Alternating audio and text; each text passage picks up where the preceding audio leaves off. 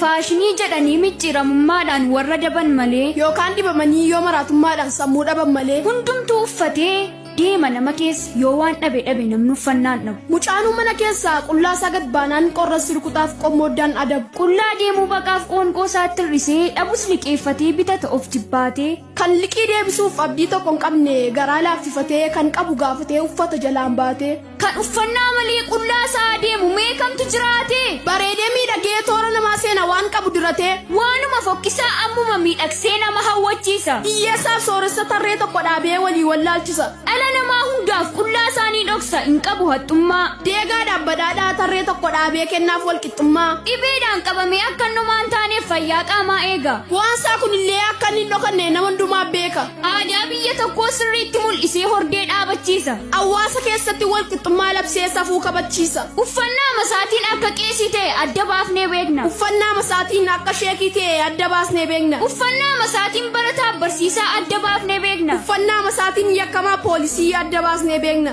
Uffannaa masaatiin dhibamaaf hakimii adda baasnee beekna. Uffannaa masaatiin amaamotaa mushurraa adda baasnee beekna. Uffannaa masaatiin kan cidharra jiru adda baafnee beekna. Uffannaa masaatiin kan gaddarra jiru adda baasnee beekna. Waan tokkicha miti kumaaf kitiladha faayidaan uffannaa. Yeroof jecha malee dubbii dhabnee miti waan baay'ee dubbanna. Miillaan mataatti dhanna keessanitti warri uffattanii cubbuu isinii ta'a dubbii keenya kana warri tuffattanii. Waan dhala namaatiif baay'ee barbaachisummaan isaas fudhatamuu qabu. Isa hangammaatti nama gammachiisee dorgomaan isaas dhibee kabajamuu qabu. Madaalliidhaan oli tilmaama hin qabu dubbii afaanii qofaan ibsinee hin dandeenyu. Addunyaa kanarraa wanti uffannaa caalu jiratu jedhamee nu kanan dhageenyu. Faayidaa uffannaa dubbachuun keessanii gaariidha garuu waa dogoggortanii. Kottaa waa dubbanna yoo nu dhageessan bu'aa uffannaa qofaa maaliif hordoftanii? Faayidaa uffannaa qofa hubattanii yaada waa hin baasne duukaas luuccoftanii. Maaloo maal taatanii sammuu hojjechiisuu erga yoo midhiistan moo hin machooftanii? Laastikii afuufanii qat godhanii dhaabu nama fakkeessanii jedhu shaangulliitii. Dhaaba wayyaas ta'e bakka garaagaraatti argachuu dandeessu. Deemtanis gulliitii. Gara baadiyyaatti sanxaxii dhaabanii moo farra buusanii namicha fakkeessu. Akkuma eegduutti uleetti hirkisuudhaan biqila ofirraayyuu bineensa fageessu. Kunoo muka gogaa lubbuun keessan jirre huccuutti diranii simboo gonfachiisu. Hammam guddaa taanaan qaama ofii caalaatti uffannaa moofa'uuf mirga kabachiisu. Maqaanti uffannaa hin dhaamu ture utuu dhaqni namaa irra hin jiru ta'e. Uffata baafatee qullaa ta'a ture ammatuu gogaan isaa madaa'e walga'ee. Namni nagaan qabu bu'aan dhaqna isaati fayyaa miti taanaan. Faayidaas hin qabu wayyaa mimmiidhagaa kumayyuu qabaannaan. Dhaqni uffannaarra guddaa caaluu qaba wanta falmii hin qabne. Yoo surree bitate bu'aa maalii qabaaf namni miila hin qabne? Jettanii gaddinaa. Kophee koo ciccite maaliin jijjiira?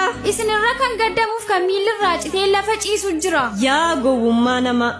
Maal uffannaa dhabeef waaqa isaatiin oodee aga buusaa bula. Kan boorcimee hojjetee meeqan ishee bitatee ofirraayyuu afuuf mukatti of gaagura. Kan fageessee yaadu arra ishee qabu lilmoodhaan suphatee moo farra buufata. Fayyaanaa jiraatu boorummoo uffannaa isaa lafa kaa'u dhabee hiyyeessa yaafata. Namni fayyaa qabu fiigee ximbiriiree lafa yaade ga'a. Fayyaa hin qabu taanaan boo'ee hirqinfatee ofirra gatta. Nama dhukkubfatee sireerra ciisutti uffannaa itti bituun maalidha bu'aansaa? Baay'inni uffannaa fayyina ta'aaree mooree du'a booda uffata du'aansaa. Kanaaf yaa obbolootaa qaama keessan irra daran caalchitanii uffannaan faarsina. Wanta bormoo fe'ee isin irratti dhumuuf iddoo kennitanii uumaa sin aarsinaa. Mee nyaata dhiisaati callisaa ilaalaa dhaqna keessan kana. Jiidhoof keessaa fixeessuun turee goggogee fayyaa keessan gana. Dhaqni nyaata malee bu'aa tokko qabu kanan dagatinaa. Namni nyaatu malee fayyaa ga'an qabu dhaqnan dhaadatinaa. Beekna argineerras namni gabuu oole bifti jijjiirame waan biraa fakkaata. Kana deemuu miti dubbachuu dadhabee quncee jiidhaa ta'ee hirkachuuf waakkata. Gabbinni qaamaatiif miidhaginni dhaqnaa uumamaan jiraatus nyaatumarraa madda. Guyyaa 3 tokkoof utuu nyaata dhiisee gogaansaa shunturee ta'a uumama madda. Kanaaf qaama dursee kan faarfamuu qabu nyaatadha hubadhaa. Jiruu keenya keessaa kamtu kamiin caalaa hubannaan dubbadhaa. Callistanii dhuma sana kana caala kana sana caala mee jechuu dhiisaati. Akkam akka caalu nyaati dhagna keenya caljettanii miti yaadaa bal'isaati. Dhibee daawaa dhabee du'aaf harka laateen namni yoo fajaju. Ogeessonni fayyaa akka furmaataatti nyaata nama jaju. Saayinsiin fayyaallee bal'inaan dubbata faayidaalee nyaataa. Ijaarsa qaamaatiif bu'uura akka ta'an hin beektanii laata. Durumaan hundaa'e nyaati suusii miti yookaan araada biraa. Waaqumatu kaa'e jannata keessatti dhaloota addaamirraa. Nyaachuudhaaf jiraattu moo jiraachuudhaaf nyaattu? Tole cal jechuu filattu moo deebii akkamii laattu? Kan nu isin gaafanneef nu wallaallee miti deebii gahaa qabna. Jireenyi nyaatarra hammam akka caalu bareechinee beekna. Jireenyi uffataniif hin jiraatamu, uffataniif hin jiraatamu, nyaataniif hin jiraatamu, yaadaniif hin jiraatamu, hubataniif hin jiraatamu, dubbataniif hin jiraatamu, beekaniif hin jiraatamu, deeganiif hin jiraatamu, oliif gadi marmaaraniif, waan argan hammaaraniif. Inni kun nanafiin, inni sun nanafiin. Jiruu kottan jabaadha, yoosan jireenya qabaadha. Biyya keessaa bakkee deemuudhaan wal ga'anii beekaa ta'uun beekamuun waan hunda danda'anii. Kanatu jireenya jechuun yoo deebii dhumaa kennani nuti dhugaa dubbachuuf isaanumaayyuun beekani. Hiikkaa jireenyaa nuuf kennaa, jireenya akkamitti hiikama? Ibsuuf hunduun dandeenya, garuu ibsa akkamiin beekama? Yoo mana jireenya ta'e maafummoo keessaa duure, yoo aangoo jireenya ta'e booda maaf irraa buure, yoo qabeenya jireenya ta'e booda immoo maaf iyyoo mure, yoo umurii jireenya ta'e booda maaf dulloo mure. Du'a bira waan hin dabarreef wanti isin guddaa gootan, kanaafuu kun jireenyaa reeffayyumaa addaan footan. Kana hubadhaa yaajamaa gurra nu ergisaati, dubbii jireenyaa dhagaa wanta darbu dhiisaati. Yoo isiniif gale dhugicha dhugaa ba'a, isa jireenya ta'e nama hundaa biraan ga'a. Jireenyi ilma Waaqayyooti, isa ol araaraa ta'e nama dhugaaf qalame, ofii masaan nu jaallate, isa kakuun bara baraa karaa isaatiin nuuf galame. Kanaa wanti kan biraan gonkumaa jireenya ta'u, Kiristoos qofti jireenya ta'u namni hundumaa dhaga'u. Akka nuti jiraannuuf kan ofii isaa nuuf laate, warra jaalalan beekne jaalalaan nu jaallate, isa waaqarraa dhufee qooda keenya dhiphate, du'a keenya nuuf du'ee isa nu kaadhimmate. Hammam yoo wal jaalayyuu qabeenyi jiru kamiyyuu maallaqumaan bitame, lubbuu keenyatti garuu dhiigatu dhangalee gatiitti baafame. Nyaatis ta'e uffannaan jireenyaa wabii ta'e du'arraa nama oolchu, yookaanis karaa ta'e isarra imalanii jireenyatti nama galchu. Sababni fayyuu keenyaa dhangala'uu dhiiga isaati, nuti jiraachuun keenya bu'aadha maatii isaati. Kunoo gaa nuti akkasitti jireenya dhugaa arganne, sababa isaas dhiyaanne warri abaarraa fagaanne. Waaqa namaaf nama ta'e dhiiga isaa dhangalaasee cubbamoota firoonfate, warra cubbuudhaan fagoo ture qooda keenya fudhatee ofiisaatti nu aanfate. Nagaadhaan akka jiraannuuf jireenya isaa nuuf laate, qooda keenya nuuf darbuun fannoo keenya nuuf baate, fannoo keenya nuuf baatee itti immoo fannifame, qullaa isaa nuuf dhaabatee nuuf jedhee addeeffame.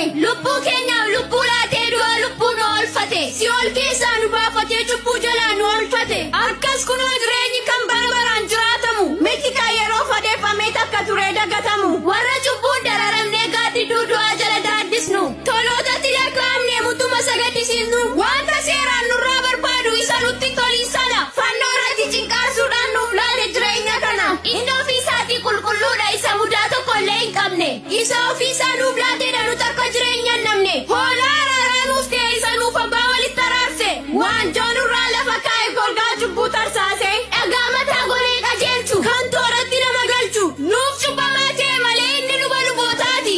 Lafa kanaaf waaqa irratti isa mootii moototaati. Jireenyi ilma Waaqayyooti, waaqa waaqarraa dhufe, kan bara baraan jiraatu mootummaa isaas itti fufee, bara baraan jiraata jireenya immoo ofii isaati.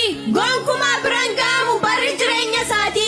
Wanta du'a hin darbine jireenya jechuun danqaadha. Kan du'a darbee jiraate Yesuus ilma Waaqaadha. Kanaafuu jireenyi nyaatarra guddaa hin caala, dhagnis uffatarra guddaa hin caala. Luqaas 12:23 irraa deemaatii ilaala. Wanti biyya raasu akkamiin nu raasa, utuu gooftaan jiru taa'ee mirga baasa. Wanti biyya raasu akkamiin nu raasa, utuu Yesuus jiru taa'ee mirga baasa. Itti deemnaa mo'ichi keenya, hin qabsoofnaa mo'ichi keenya, hin sodaannu mo'ichi keenya. Wanti biyya raasu akkamiin nu raasa, utuu gooftaan jiru taa'ee mirga baasa. Wanti biyya raasu akkamiin nu raasa, utuu Yesuus jiru taa'ee mirga baasa. Itti deemnaa mo'ichi keenya, hin qabsoofnaa mo'ichi keenya.